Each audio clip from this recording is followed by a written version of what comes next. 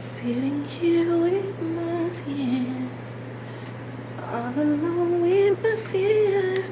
I'm wondering if I have to live without you. And there's no reason why I fell asleep late last night, crying like a newborn child, holding myself close, pretending my arms are yours.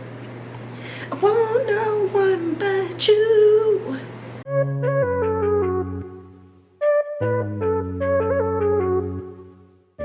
What is up, and welcome back to another episode of So There's That. I am your hostess, doing the mostest, Kivanchi, and we are here. Earth Abides, Season 1, Episode 3, titled World Without End. This episode is 59 minutes long, and it is just good. Like, I'm not even gonna lie. I was like 59 minutes, and I'd be talking to myself out loud. If these multiple, almost 70 podcast episodes didn't tell you that I talk to myself a lot, then this is me telling you. I talk to myself out loud. So I'm like 59 minutes because, like, this is a commitment. This is a commitment, guys. If you hear anything like a fan or something going, I got my electric fireplace going because it's cold. Baby, it's cold outside. But anyway, so at first I was like 59 minutes. Can't commit. And then I'm watching it, and then I got to the end, and by the time I got to the end, I was like, wow, y'all got me and you sucked me in.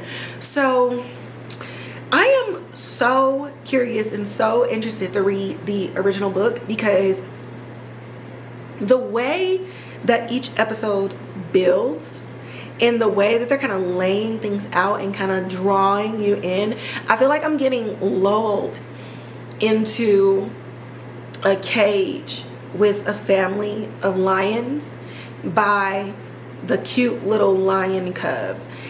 And the lion cub is being like playful and laying on its back, and it's letting me rub its belly, which is like, and when an animal gives you their stomach, especially a cat, it's like a sign of trust. So I feel like I'm like seeing this lion cub, and it's showing me its belly and everything like that. And I feel like the parents and the older siblings is waiting in the cave, like in the thing, to pounce once I get in there and like name the lion cub and we become friends. That is what Earth Abides is doing. So what is his name? Todd Komarnicki, who created it and kind of pulled everything together to be able to be adapted into television series. I have beef with you. I have beef because now I'm like sitting in the pits of my comfort and just like, oh my God, this show is so beautiful. But by the end of this episode, I was like, wow, I should have trusted my instincts. So with that being said, this particular episode was written by Tony Spiridakis, and the director for this episode is Rachel Leiterman. I'm looking at my notes right now, and I'm just like, wow, I didn't do any of the stuff that I normally do, where I like bold everything or quotation marks everything, because I'm such a visual learner. And as I sit and do these things, I need the stuff that I feel is important to pop out at y'all. So let me get my life together for like 2 seconds, and I'm gonna be right back. And now I'm back from outer space. Okay, so yeah, I was like super ahead of schedule that I completely forgot that I didn't like get everything together, but that's cool. Now, last episode, my podcast episode was 2 minutes longer than the episode itself, so I want to try to not do that this time. But the cool thing is, while it was 59 minutes, while, you know, me watching and taking notes or whatever, there's a lot of like montagey stuff in here. So if you were like, girl, shut up, like you could have shortened this, then, you know, this is for you. Now, I can't promise that this won't still be 50 minutes or close to an hour, but, you know, if you want something shorter, there's so many other episodes that you can listen to on the podcast, you know, just saying. All right, so let's just jump right into it. So previously, okay, Ish almost ran over Lucky, and this was when he was just like alone in the world, and he found him, named him Lucky, and so now he was the family dog. Lucky was almost eaten by rats. If y'all remember that in the last episode, Lucky would have been on the mantle messing around with me. But you know what? Emma and Ish are just better, okay? They're the better Williams, okay? I mean, no, absolutely not. He would have been in an urn. I'm sorry, Lucky. Heather was born, the first that we know of, new baby, since the end of the world. And we saw that Emma spray painted their address on a wall in the town for others to find so that they could start rebuilding the community. And at the end of that episode, we actually saw like a pair of boots show up. And so, who are these boots? Okay. All right. So now, in the day of things, we are in year 6. Okay. Ish is driving along, and it looks like he went out to like pick some apples from an apple tree or whatever. And as he's looking over on the seat just to make sure like the apples didn't spill out of the bag, he accidentally runs into a lion. Y'all, it's crazy. It's all types of animals out here, okay? Lions, tigers, bears, oh my. Like, he hits a lion and he gets out of the car. At this point, Ish is very comfortable with guns. He still don't want to do it, but he's like, okay, it's kind of suffering. I can't really tell how much damage it is right now, but it's looking real bad. And right before he's getting ready to shoot, he hears like a branch or a twig gets broken, and he looks up and it's this little girl. So he's like trying to hurry up and put the gun away because he don't want to scare her. Y'all know he's a family man. He is a father. And she takes off running. So he's like running after her. He's like, wait. So they finally get into this clearing, and he catches up with her and he grabs her by her backpack, and she's like screaming, punching at him, pushing him and everything like that. So he backs up. He's like, listen, I am a dad. I will not hurt you. I'm gonna stand all the way over here, baby. I'm gonna give you your space. Are you with anyone? Are you hurt? Like, let me look at the cut on your hand. And she is just screaming. And he's like, listen, okay, I'm gonna go back to my truck.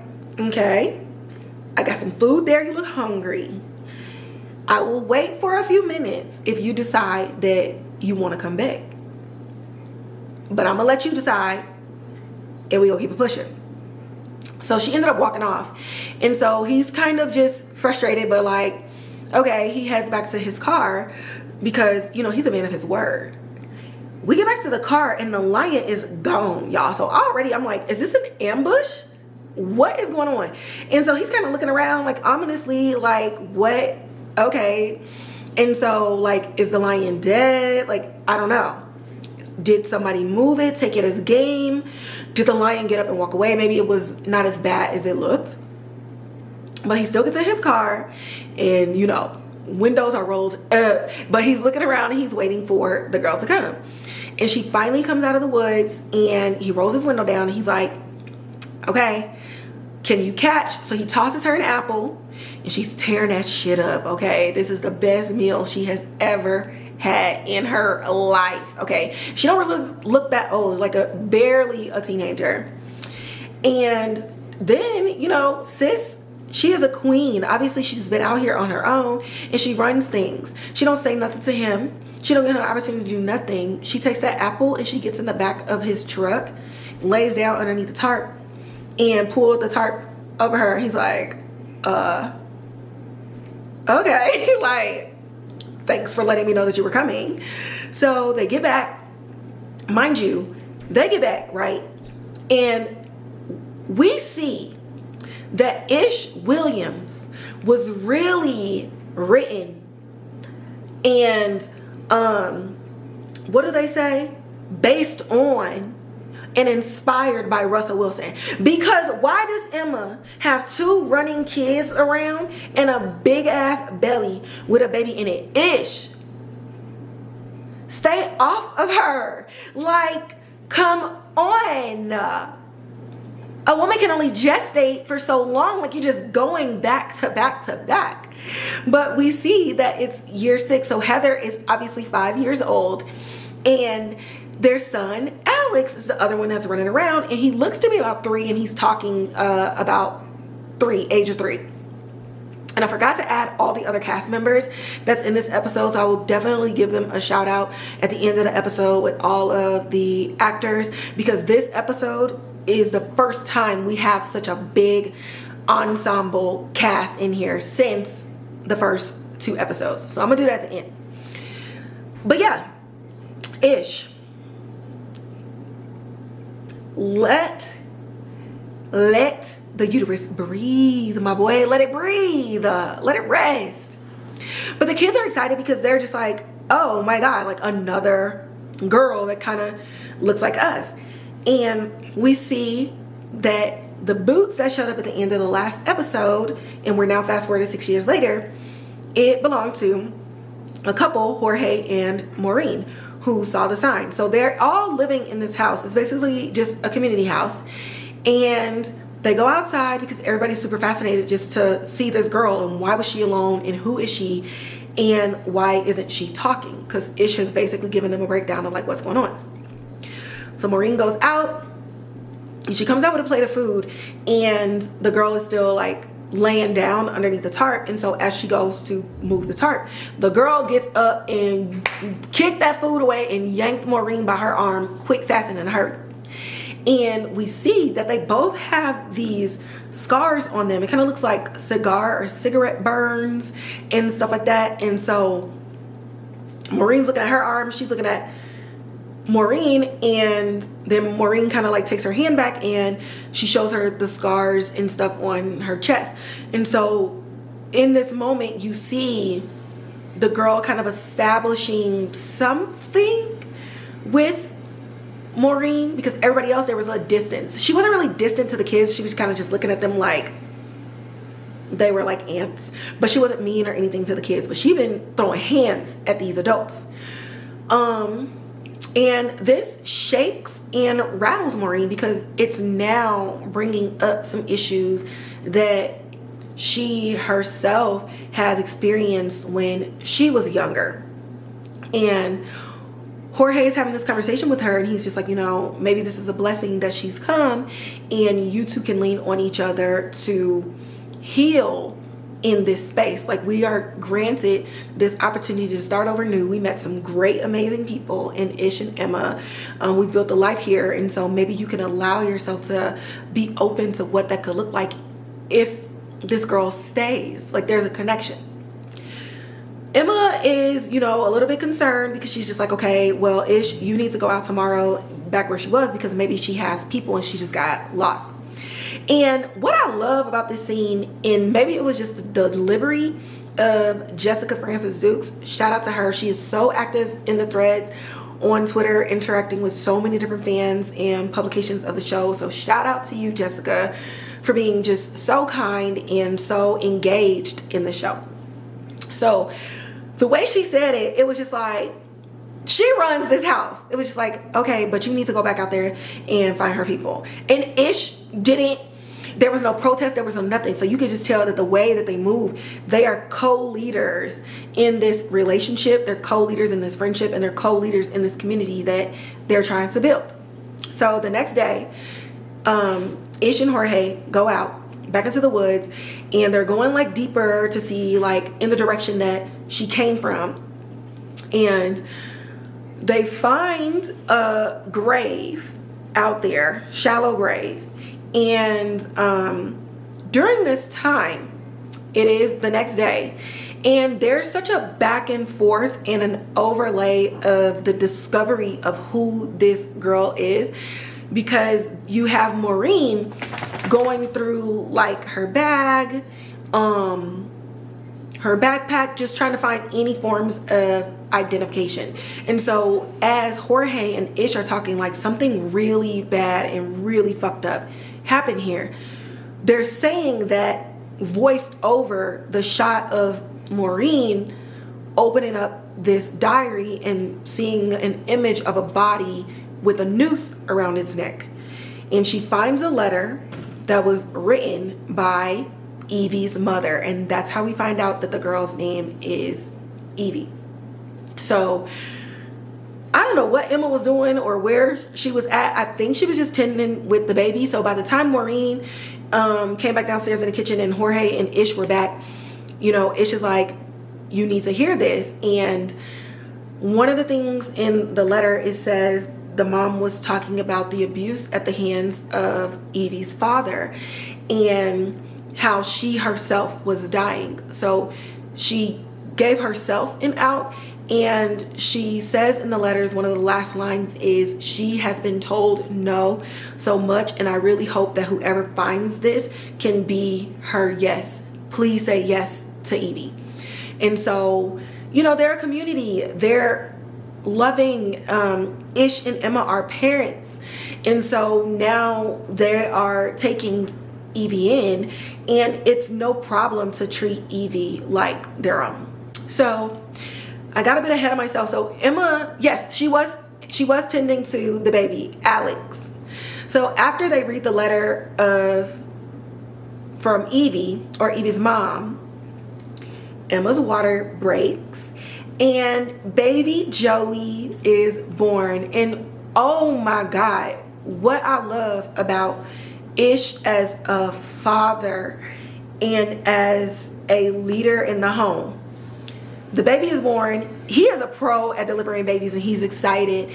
And while Emma is resting, he's cooing with the baby. When the baby started crying at night, Emma didn't even stir at all. He just got up. So you could already tell that they have a routine of, you did all the work, you're pushing the babies out, you're doing the harvesting, you hunt, you do all these other things. I'm gonna take care of these kids so that you can get some rest. Like, you could just see that that's their routine. And he's talking to Joey, and he's like talking about all the things they're gonna do together, and how beautiful and perfect Joey is, and all the adventures and stuff that they're gonna have.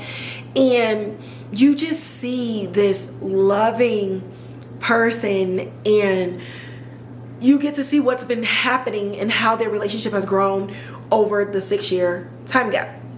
And so after this, we do another time gap, and we end up in year 7.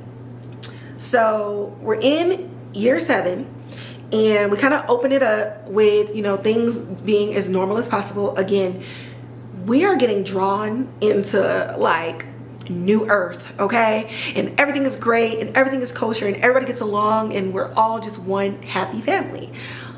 And Ish is lying in the backyard, just laying on the ground, listening to his kids play, and just really just feeling lucky and feeling blessed, like he said at the end of episode 2, when their little alarm system goes off. So they have one of those ropes with all the different tin cans and stuff. And so he gets up, and they've been practicing procedures. That is what I love about this show. Like, you got some shows where it's like post-apocalyptic, and it's like, you know that there could be danger out there, but whole communities be living like in La La Land. I'm talking about you, Alexandria, season 5, The Walking Dead. You have to be living in La La Land, like everybody and everything is not going to be a threat to you. So when this alarm goes off, instantly Maurine gathers all the kids, boom, get them in the house. Emma is out there, she getting her gun, Jorge got his knife, Ish got his weapon, like boom. It's like you can just tell that this has been rehearsed, not only amongst the adults but amongst the kids too, because Heather at least knows what's going on. Evie, you know, it's only been a year, you know, she just got here, but you could just tell, like boom, shut this house down, lock it up, let's go. So they go out like the unit that they are, and they end up getting into a standoff with a group of people. And we end up finding out that this group of people are Ezra, Jean, Molly, and their son, Rafe. So Ezra and Jean share a son, Rafe, but wherever along the way that they met Molly, they're basically like a poly couple, and they're all raising him together. So they're kind of like the community mindset too. So they come to this little truce, like, okay, you lower your guns, we'll lower our guns, and you know what, let's come back. So they come back, and the first thing Emma asks is, you know, are you here for Evie? And Ezra's like, we don't know that girl. We saw the address on the sign, and so we decided to come here. Ish is visibly upset because he's like, why didn't we think to erase this or like spray paint over it? And honestly, at this point, I'm with him. But another thing that's happening in these moments is that you can tell that for the first time, Ish is fearful of the community that they've created. It's almost like the longer they went without other human contact, the more distrusting of people he is. And you see that in the way that when Emma offers the house next door, like, hey, you can stay there next door because we running out of room over here. We got all these kids. There's multiple adults up in here. We just adopted a little girl, but you can stay next door and you're always welcome. And Ish is like, well, bears and stuff might be over there. It's all raggedy, like da da da da. And so him and Emma talk about it later, and she's like, listen, we're talking about rebuilding the world and rebuilding community, and that means that you have to be able to let somebody in. And Ish is like, okay, that's cool and all, but did you not see that Jean girl?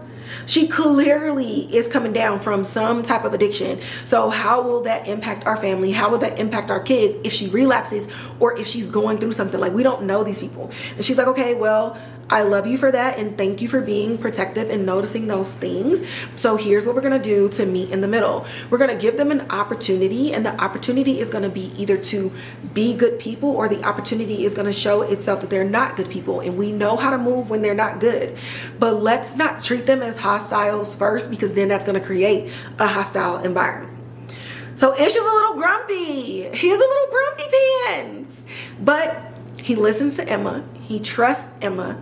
And so this is what they're going to do. And they decided it. He didn't really concede.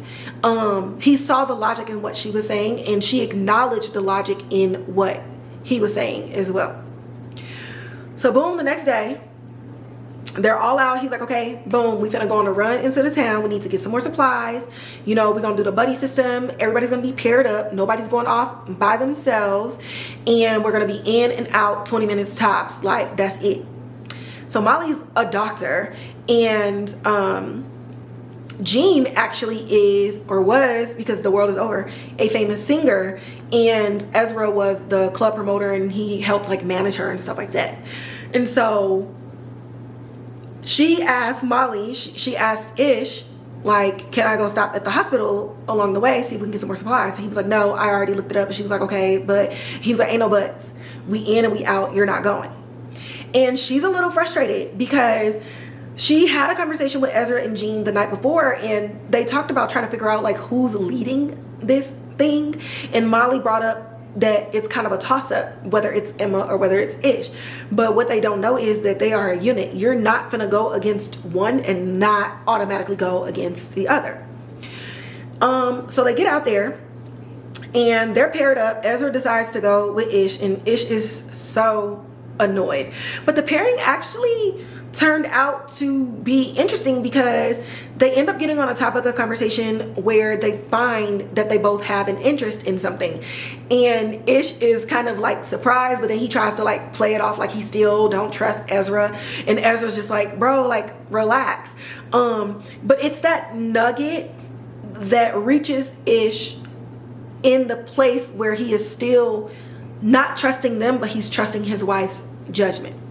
Meanwhile, whoever Jean was paired off with wasn't paying attention because she's over here like going through some stuff by herself, and she ends up finding a bottle of whiskey that she ends up taking. Molly, girl, listen. So she ended up going to the hospital like she wasn't supposed to, and she's coming on dead body after dead body after dead body. And she ends up almost getting attacked by a dog. Like, girl, you do not listen.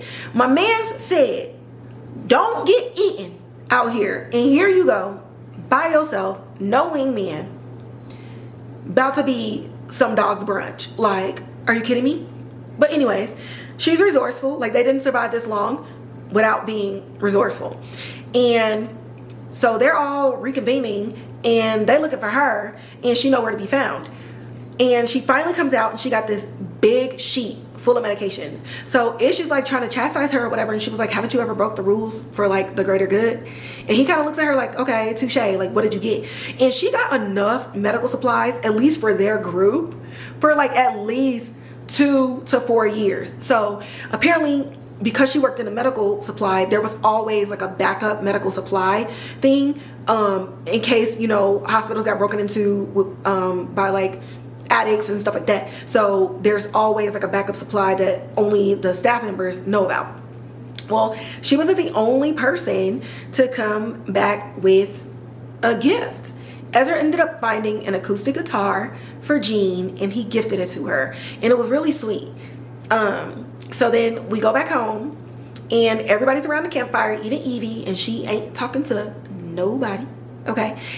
And Ezra's like, Jean, like, why don't you give us a little something? Like, today was a good day. We have somewhere to sleep.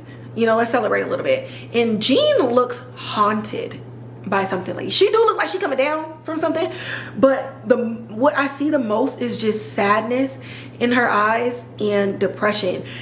And we don't really know too much about her or whatever, but she gives out a smile that does reach her eyes, and she begins to serenade them with a very, very pretty rendition of what is the singing song? Hold on, I wrote it down. What a Wonderful World. I was gonna say It's a Small World after all. So as she's singing, you see life come back into her. Where she was looking harrowing, it's almost as if on the screen you get to see color come back into her pale complexion. And I like this scene because it wasn't just like her singing. Y'all know how like when you hear somebody singing and it's like a pretty moment, they will mute the mics of the actors around, and so you just get to see them reacting and smiling and being excited. You don't really get to hear them. It may be small to y'all, but I always notice that. So in this, like, Emma's like, okay, girl, there, and it's just like, wow, like, she's really good. And Ezra's like, that's what I'm talking about. Like, so she's singing, she's in her zone, and like, she's getting audible praise, and it's almost like, just a concert in the way that a normal person would actually react at a concert. So I actually love that they kept the mics on for this scene. So everything ends great, and everybody goes to sleep. It was a good day. Ish seems to be a little bit more relaxed. When we see Jean in the middle of the night go get the whiskey that she hid in their house, and she downs the whole bottle. So it's like, what is she going through? Well, the next day, when alcohol goes down in large quantities, it has to come back out. And sometimes it comes out in both ways, but in Jean's case, it only came out the front. And Molly's in the bathroom because she's like, what the hell is going on? And Jean says, I cannot have another baby. So she was trying to use alcohol to have an abortion. And this makes sense. Like, she's like, this world is something else. I struggled even when I had Rafe. Like, what does that look like now? I cannot do this. And Molly's like, me and Ezra told you, whenever you are down, we're going to carry you. And Jean is just like not trying to hear this.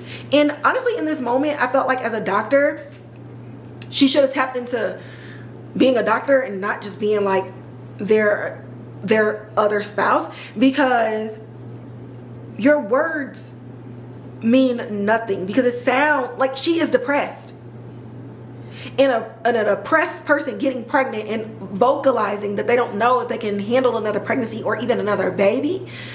I felt like in this moment, Molly should have taken this moment a little bit more seriously, but instead she focused on the feelings and a hope and a prayer that they would get through this.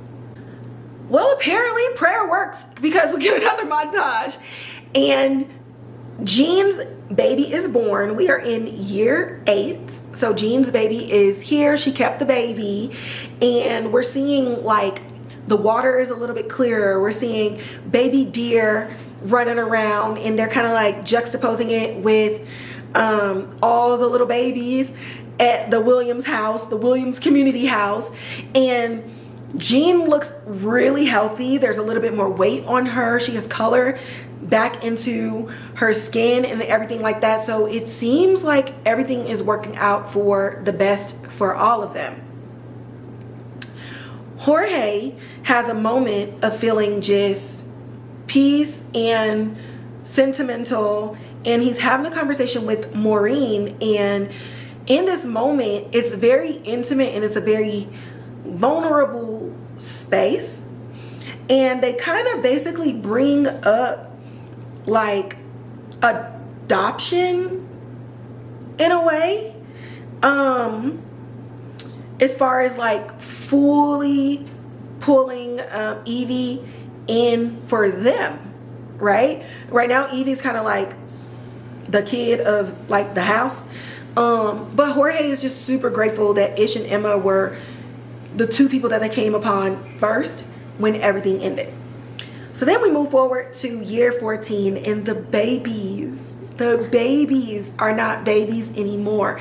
But more importantly, Emma is not pregnant.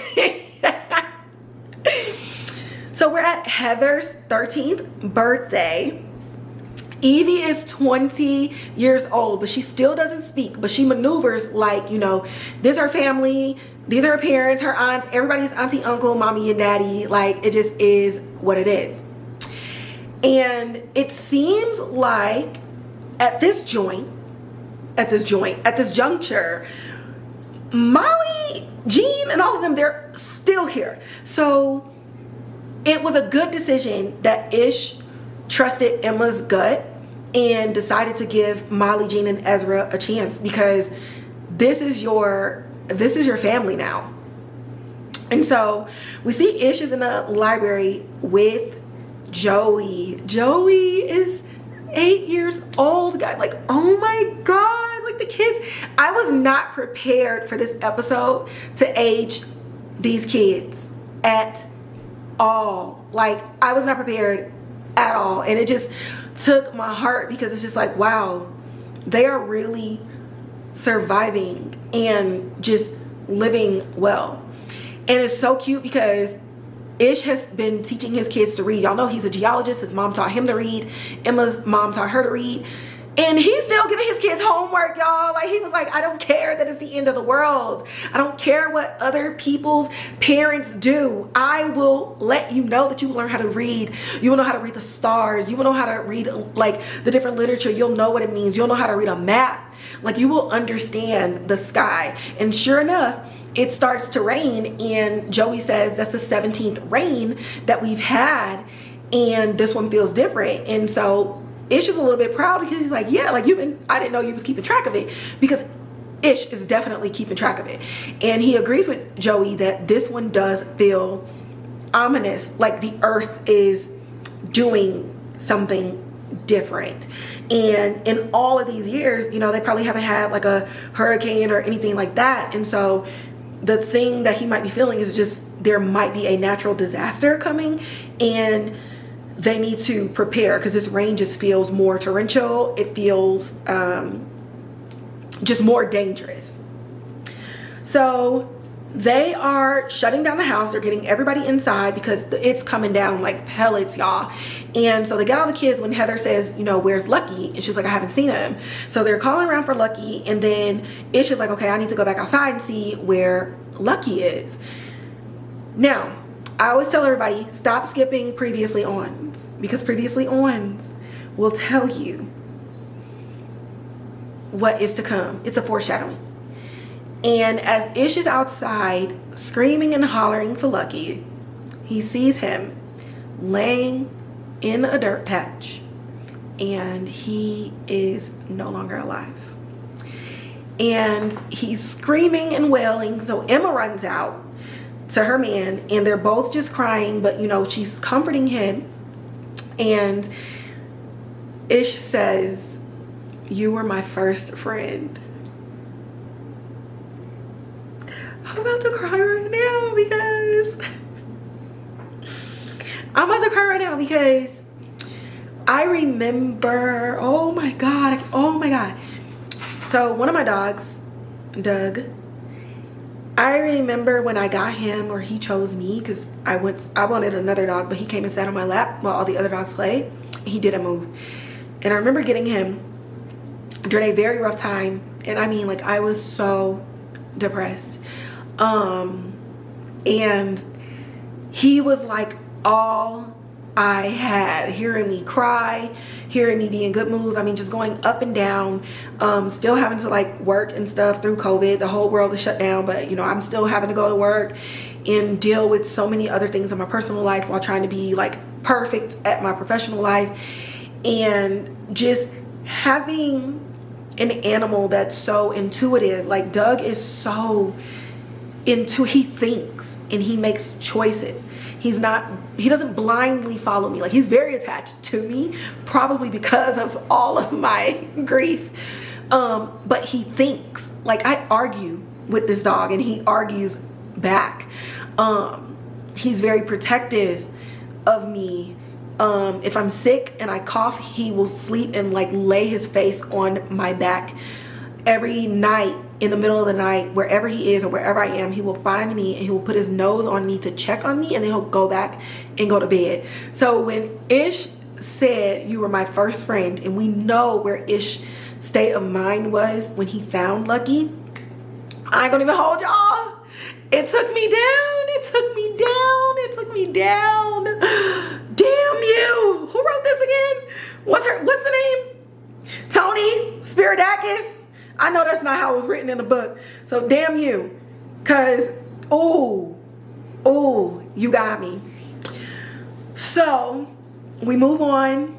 We've had a funeral and everything. And, you know, it seems like the kids understand death and know that it's inevitable. I mean, I would assume so. Their mom and dad literally kill animals for food.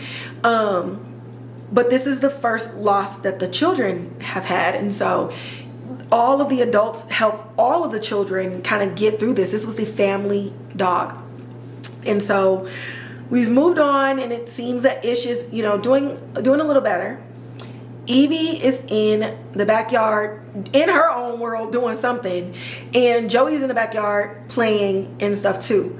And Ish is just looking out and just feeling grateful that, you know, things are still going well. Like, look at what we've built. And he's smiling, and as he's smiling, in the corner of his eye, he sees a lioness stalking and looking at Joey. And Ish screams, "Evie, get Joey and get away now," as he's sprinting across. The lion leaped up in the air right at Joey, and Evie snatched him up so fast, and Ish threw himself right in the claws and the mouth of this lion. A father, a man, a leader, okay? So he's screaming at Evie, "Get in the house now," as the lion is clawing him. I mean, gashing his face, his chest, biting at his stomach and all types of stuff. And it seems that Ish has lost this fight, and as the lion is dragging Ish across the lawn, Evie screams, "Please, somebody help." So there's that. Earth Abides, Season 1, Episode 3. Y'all,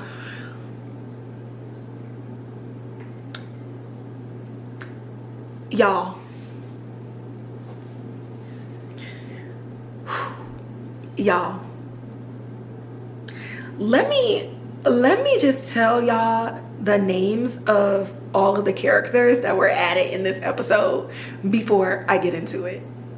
Okay, so Rodrigo Fernandez-Stoll plays Jorge. Elyse Levesque plays Maurine. Luisa d'Oliveira plays Molly. Hilary McCormack plays Jean. Birkett Turton plays Ezra.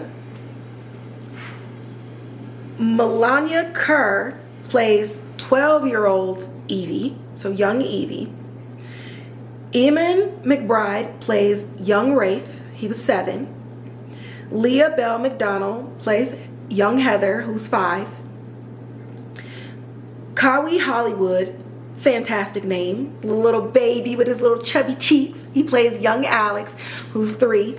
which I had guessed I guessed their ages based off the year. So I was happy, but it's kind of hard to tell the difference between a 2-year-old, a 3-year-old, and a 4-year-old sometimes when you're looking at them.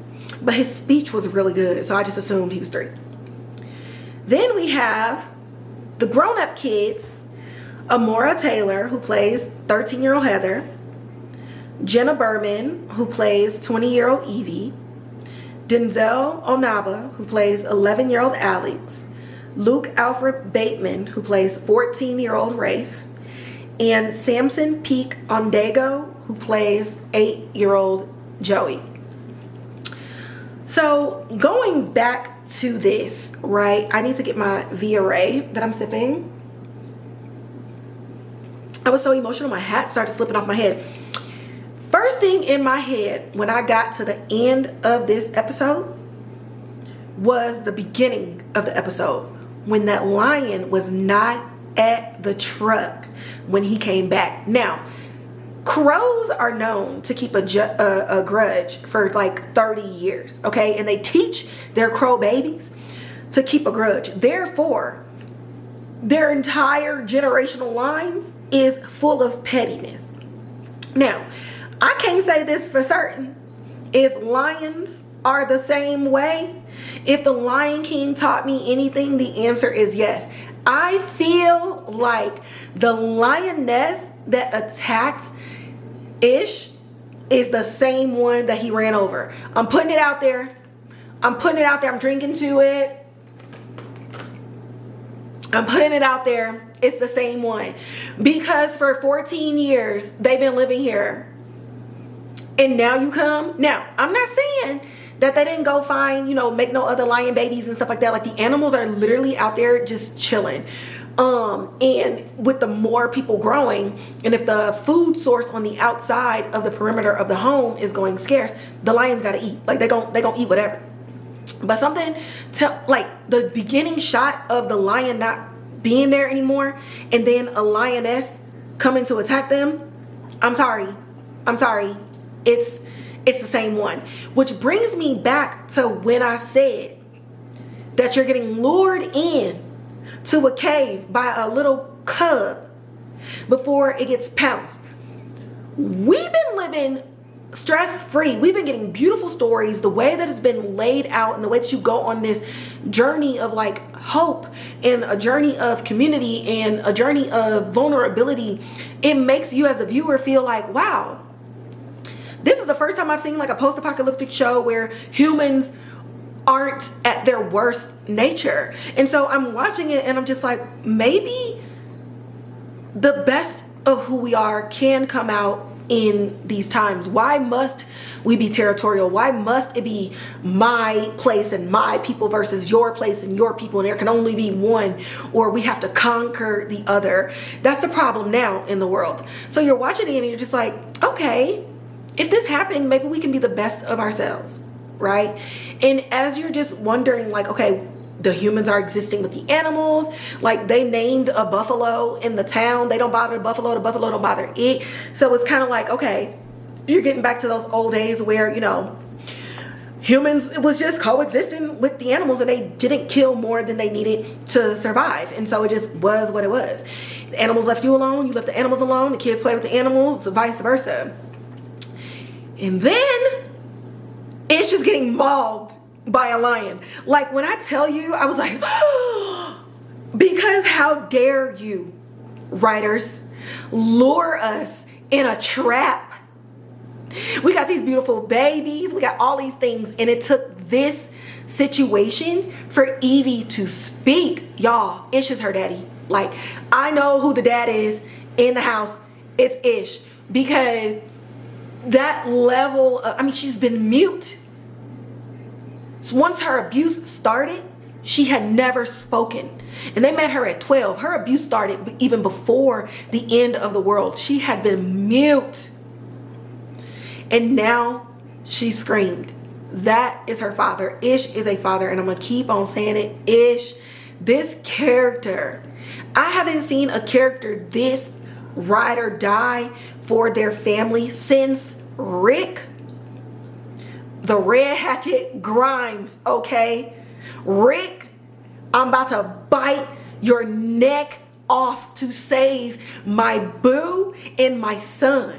Rick, who leaped across a desk and stabbed somebody in the hand so that he could get free because he was held captive. I ain't seen a father like this until Ish, MF, and Williams, bro. Shout out to that character. I'm so excited and terrified to see how episode 4 picks up, because now we are in the chaos of things. And with the way that the show is, we may not even know how it ended.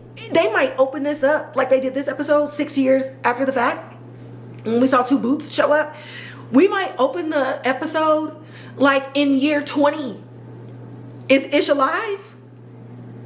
Is he dead?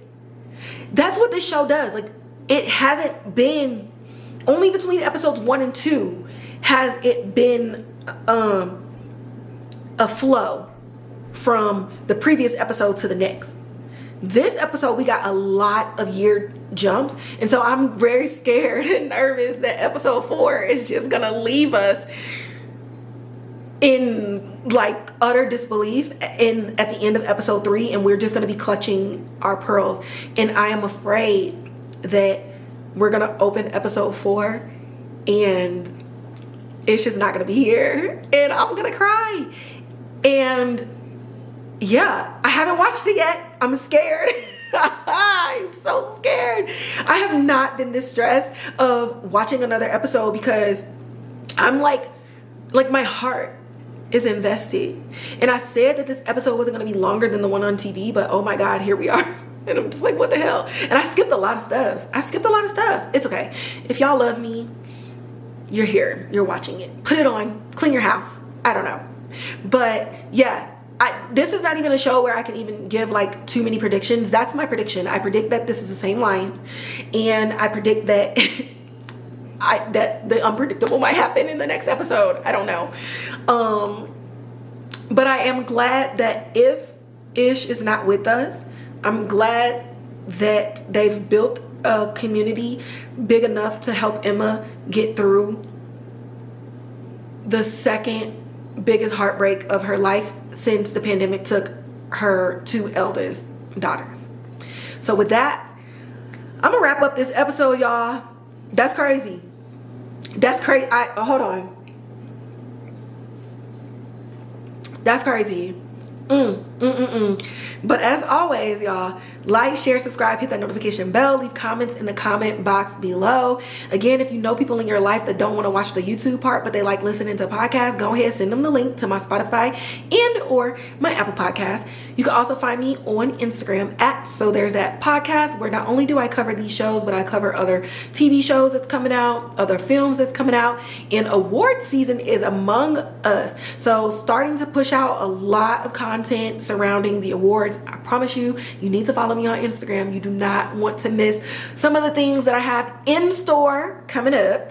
And again, you can always listen to me pop my shit on Twitter at Kivonshi, as well as Blue Sky at Kivonshi. I'm still like sussing out Blue Sky, so I'm a bit more tame, but on Twitter, baby, I be in all of these shows, hashtagging, just giving like raw reactions, and it's a really fun time because the people who end up finding me on like the thread or whatever, it's always a good time, and I get to just let my thoughts out in a very raw manner, in more real-time reaction than structured like in my podcast episodes. So the goal is to make sure that you aren't getting the same version of me across multiple platforms while still getting the essence of who I am, because I love doing this. I love my job and I love y'all.